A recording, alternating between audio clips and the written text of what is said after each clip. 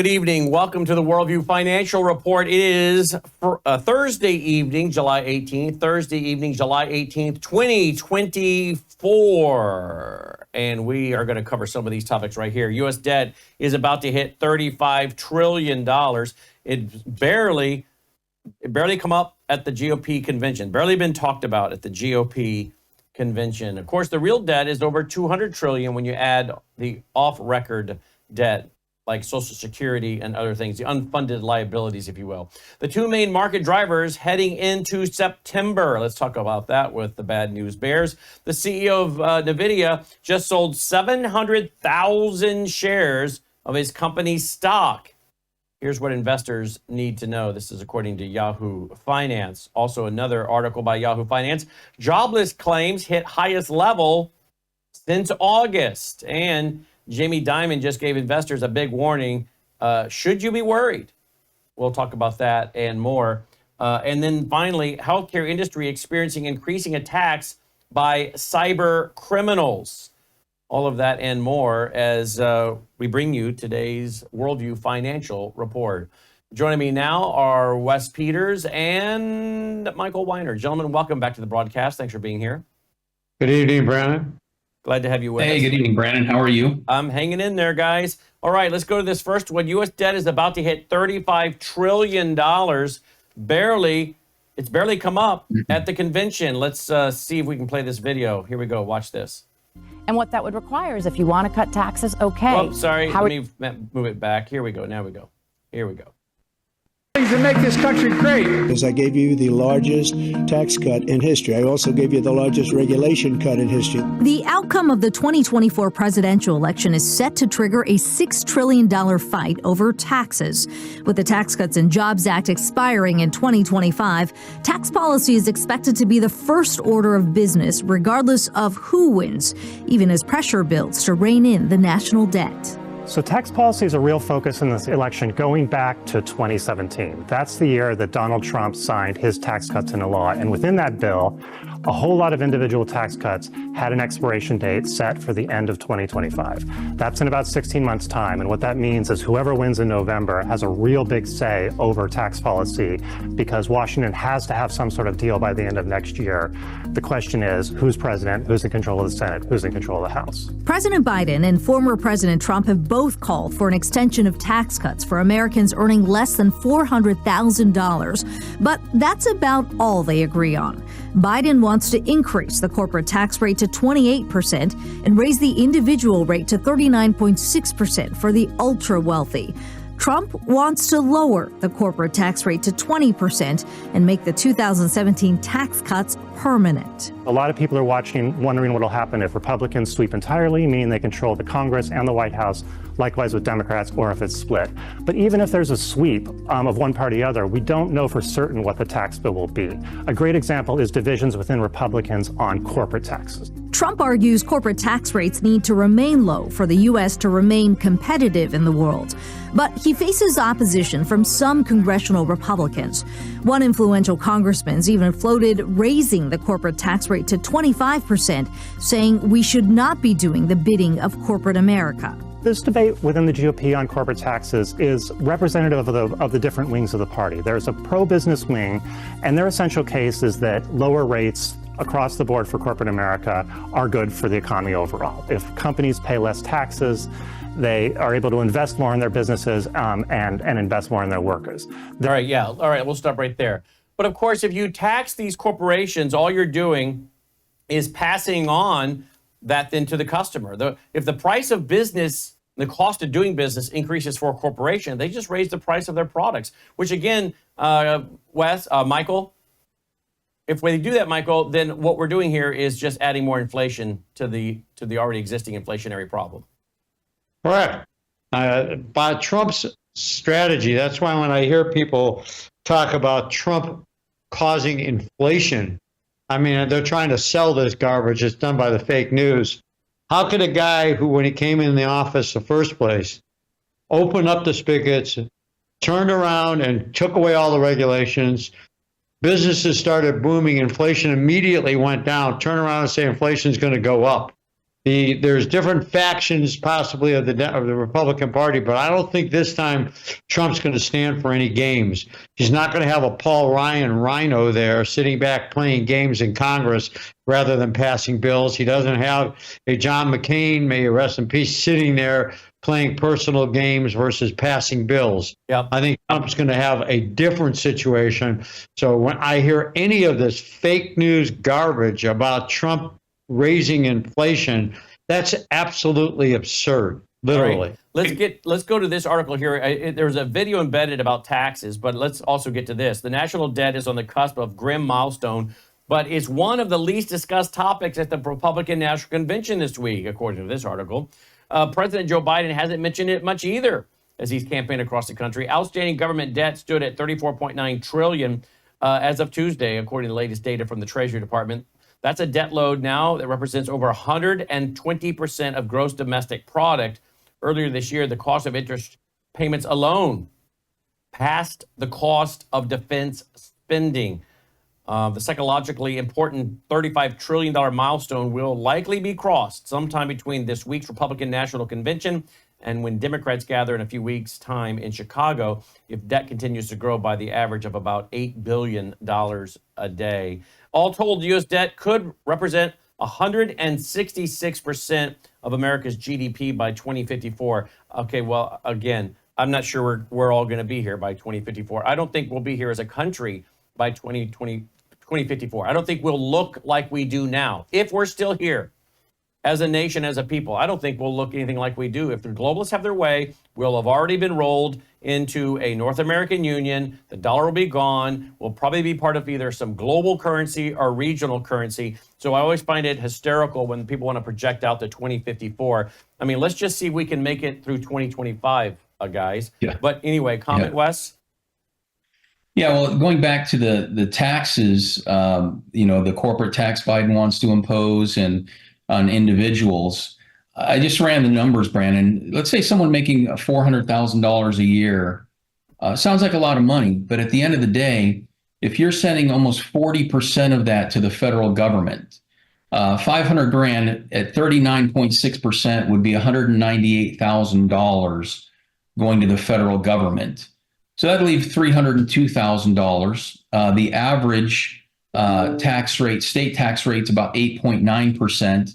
That'd be another $44,500 in state tax. So from your 500 grand, you have $257,500 left. And now when you go out to spend that $257,000, you have to pay taxes on everything that you're purchasing. So it's criminal.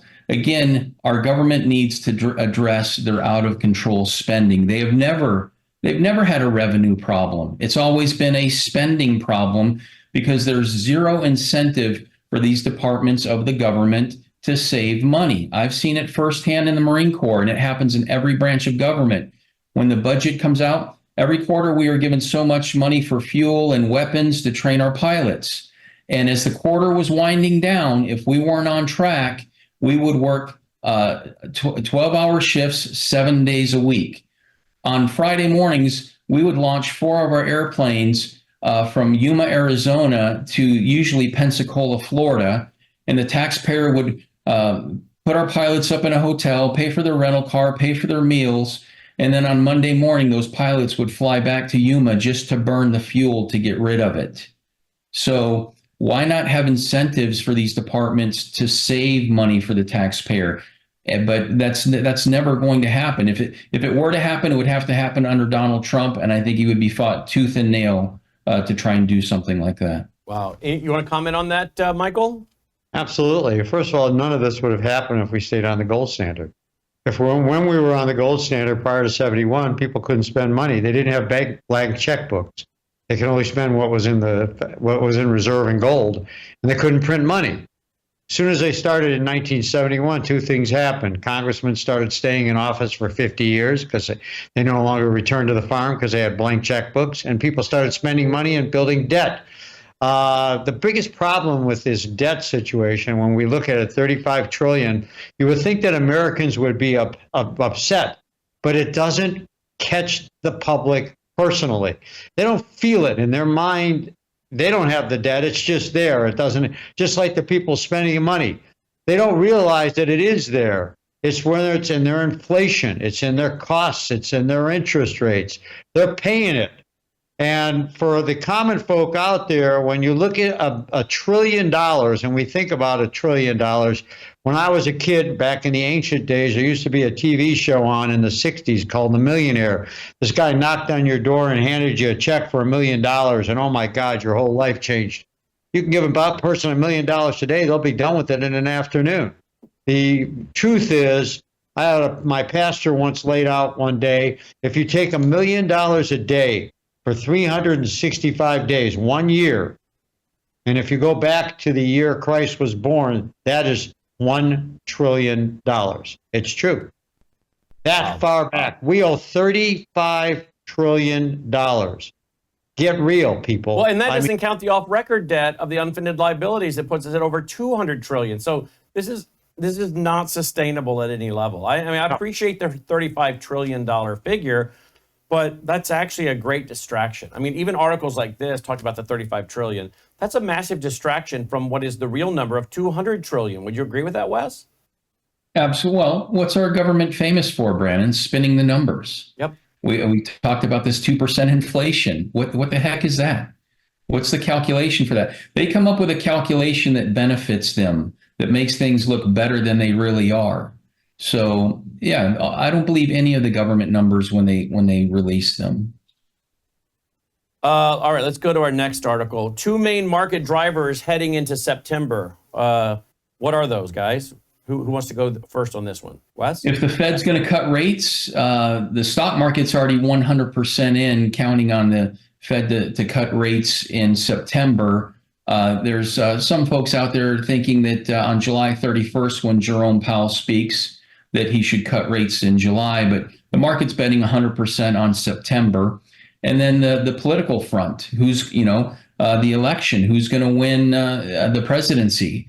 The Democratic Party's in total turmoil. They're scrambling.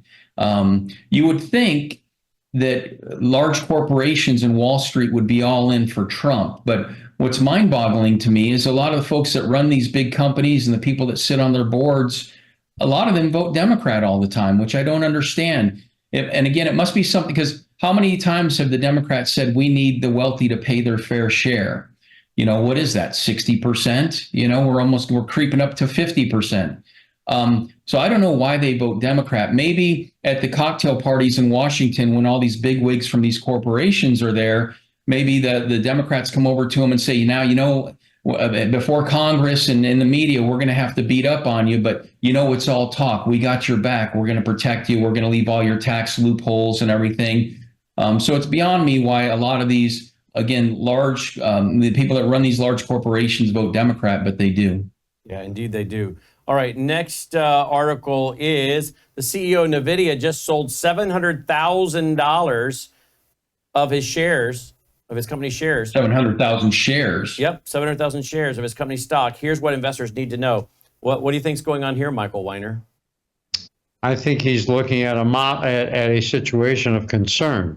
I think there's a concern because he knows Trump's feeling and statement that's coming out about the chip market and the fact that the manufacturing has been sent all overseas, and he's concerned about it and wants to bring it back. That affects Nvidia a lot, and I think he's trying to cash out. I think a lot of people have to realize, and don't take it for granted because we got a battle in front of us, but I think Trump will be president.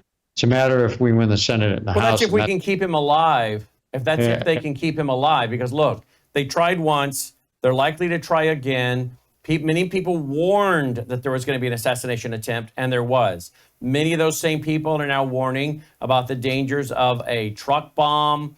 Of course, you have to worry about a drone strike. You have to worry about, people say, a drone strike. Are you serious? Look, we don't know who's here.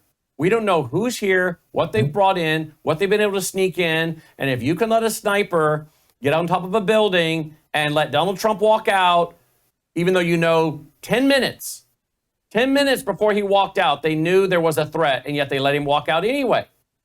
And they let this guy squeeze off rounds, even though he's in their scope. So no one should tell me that the idea of putting up a drone and drone striking President Trump is out of the realm of possibility. Not at all. Not with today's technology. And then, of course, we go back to the idea of, a nuclear suitcase, a nuclear backpack, these kind of things that Peter Pride used to sit at this news desk. He mocked up a nuclear suitcase for Congressman Weldon and Dan Burton and showed it. And it's in the Spy Museum now. If you go there, you'll see it. I'm told the little card says Dr. Peter Pride, who used to sit at this desk. We produced his show. He and I talked extensively over dinner one night about the kind of hole that would be left and how big of a hole would be left if you just put a nuclear device inside a backpack. So anybody thinking this is impossible doesn't understand the open borders, the containers coming into the U.S. that are not screened. They don't understand the deep state. Maybe they do now. The Secret Service clearly let that happen. So we can talk about Donald Trump winning, but the issue, he has to be alive to take the oath. Wes? Yeah, absolutely. Yeah, Brandon, with our southern border wide open all of these years, how many sleeper cells are there around the United States? And what people need to realize with dirty bombs and weapons, 4 to 6 men in each major city, the havoc, the terror that they could cause is unbelievable.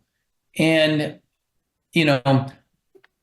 our administration, they should all be fired for dereliction of duty.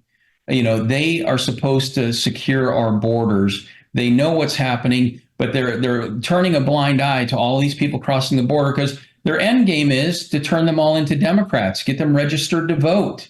And who are they going to vote for? And they'll never lose another election. And they're doing that at the cost of the American people. Hearing these folks at the RNC talk about losing their child to fentanyl or their daughter being raped and murdered. This administration has blood on its hands, and they should all, from top to bottom, be fired for dereliction of duty. And time again, our federal government shows how incompetent they are. And they embarrass the hardworking, good people that work in those departments. Those departments do have good people.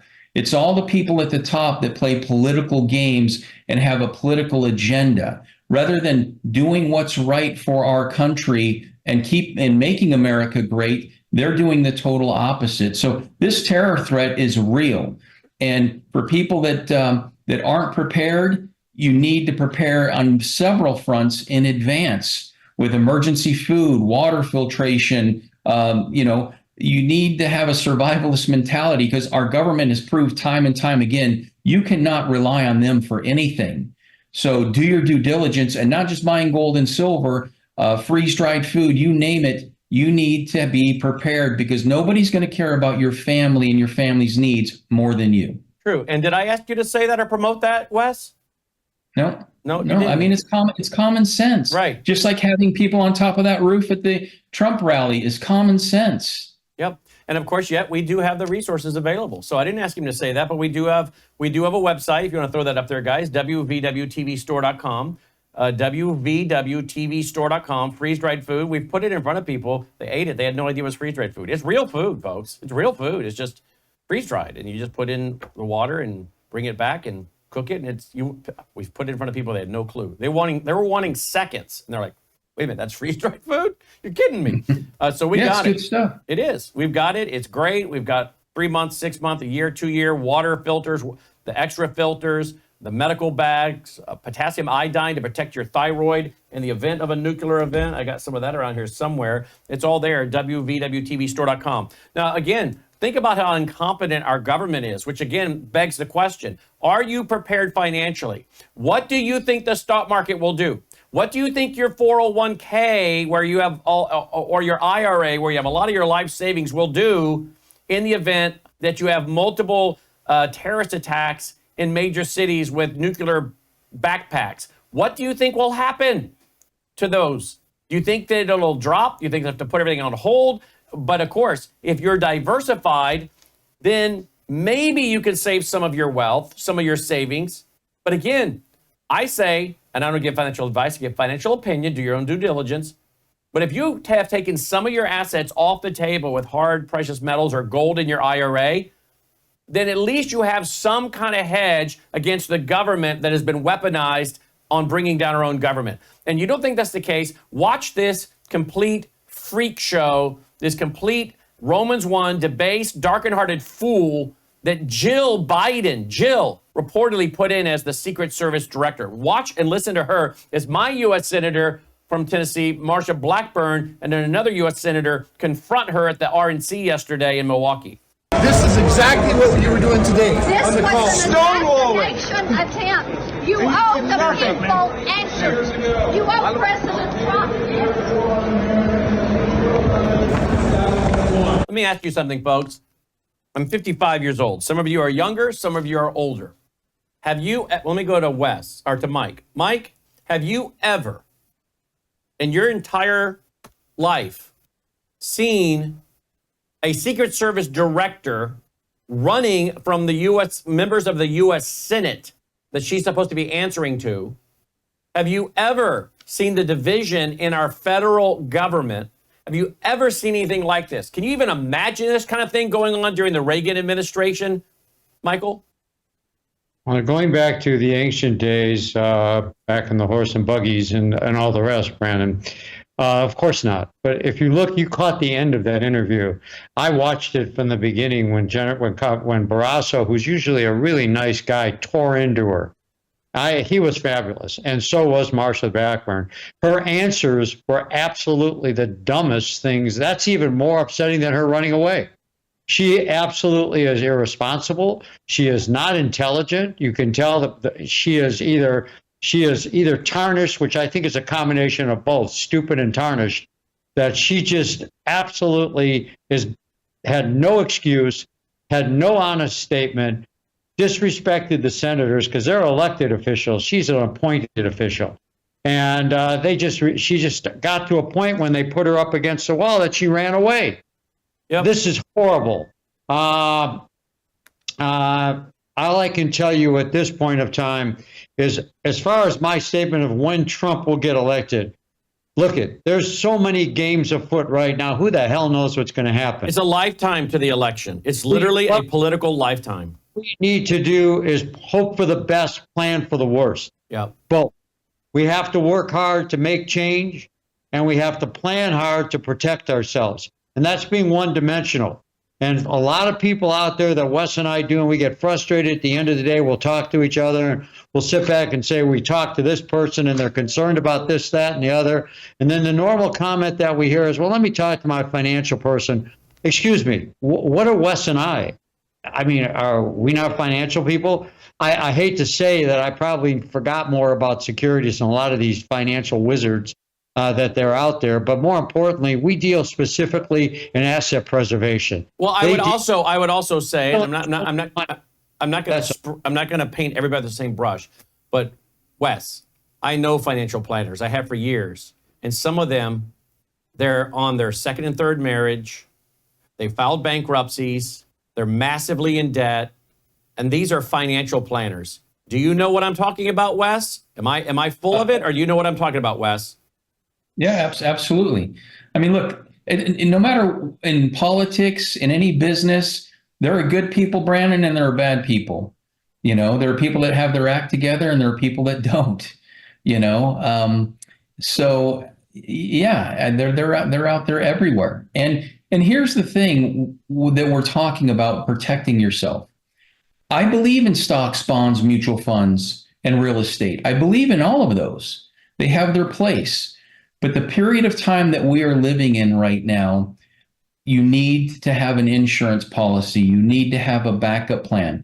The problem with all of those investments, Brannon, is they are tied to the US dollar. When you liquidate them, you are given a dollar that our government is destroying, that other countries are dumping and walking away from with de-dollarization. You know, hyperinflation could be just down the road from these countries dumping the dollar. So when you have those investments and you're tied to the dollar, you have nowhere else to go. Yep. When you have physical gold and silver, guess what? You're not tied to the dollar. Every country. We're talking also about putting gold into your IRA as a hedge. So if you don't want to take physical custody, there is that option as well. All right, get the free packet. Put that up there, the lower third, if you guys wouldn't mind. 602-558-8585. 602-558-8585. 602-558-8585. just text Wes, say, Wes, here's my name and address. I want that free, no obligation packet of information so that you can get ready, do your due diligence, be prepared for what's coming. All right, we're going to take a quick break. We're going to be right back with the Bad News Bears. Don't go away.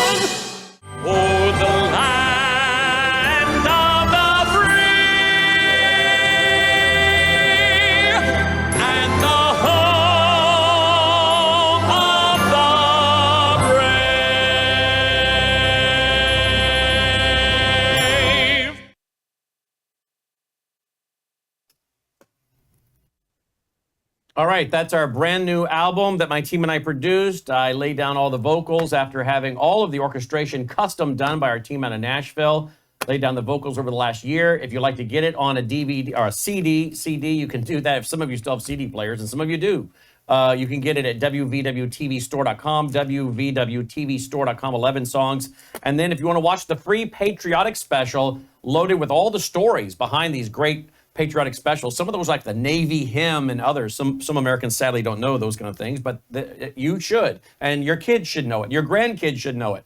So again, teach your kids patriotism. That's what Ronald Reagan begged for in his farewell address, an informed patriotism. So you can watch the full 1 hour with many of those songs absolutely free of charge on one of our special patriotic broadcasts we just put together, worldviewtube.com/patriotism, worldviewtube.com/patriotism. All right, guys, I got under 2 minutes. Closing comment. Michael, you go first, please.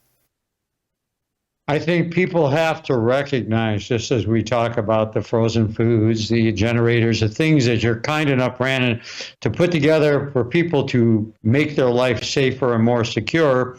And people don't get it. Most people in the country wait till they get hit before they take action. They need to take action. Be assured of the fact they need to take action.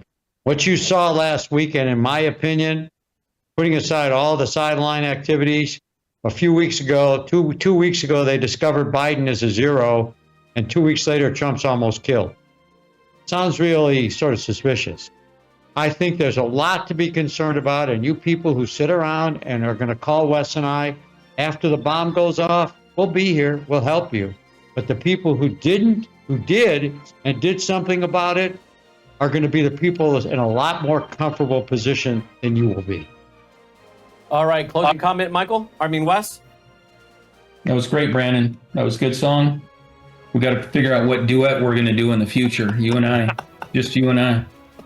No, Michael's exactly right. You know. Oh, and one thing, say it for me, Brannon. Say your slogan. What you say? Everybody, sing with me, will you? Sing with me, won't you? Sing with me. Sing with me, won't you? He's mocking me. He's mocking me for being on the road with me for so many years when I would lead the crowd in a sing with me, won't you? All right. Well, I say it around the office. I would always be like, someone wouldn't have talked to me, and I was going somewhere, I'd be like, walk with me, won't you? Walk with me, won't you? Sing with me, won't you? All right, we're out. Anyway. Take care.